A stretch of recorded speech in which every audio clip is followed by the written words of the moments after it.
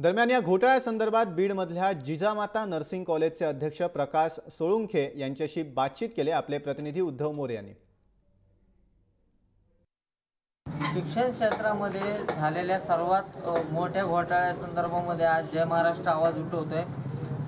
माजलगावमधल्या Jijamata nursing स्कूलचं या घोटाळ्यामध्ये नाव आहे। सध्या त्याचे संस्था चालक आहेत आपल्यासोबत माजी मंत्री प्रकाश सोळुंखे। याबद्दल मला काही माहिती नाही, तुमच्याकडूनच ही माहिती मला मिळते, परंतु हा घोटाळा वगैरे काही नाही। आता हे जे काही शिष्यवृत्ती ज्याबद्दल जो घोटाळा आपण म्हणताय, ही शिष्यवृत्ती पहिली गोष्ट तर कॉलेजला दिली जात नाही, ही विद्यार्थ्यांना दिली जाते।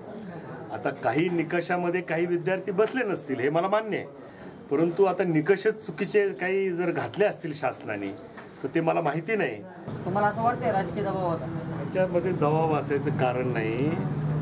शिष्यवृत्ती शेवटी देताना समाज कल्याण अधिकाऱ्यांनीच दिलेली, ती काय आम्ही काय मंजूर केलेली नाही। याच्यामध्ये अजिबात भ्रष्टाचार झालेला नाही।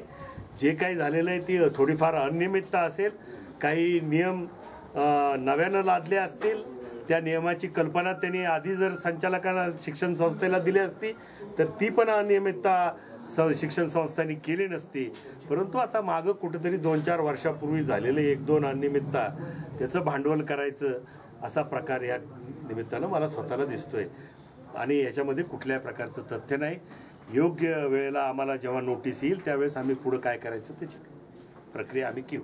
कॅमेरामन ऋषीसह मी उद्धव मोरे, जय महाराष्ट्र, बीड।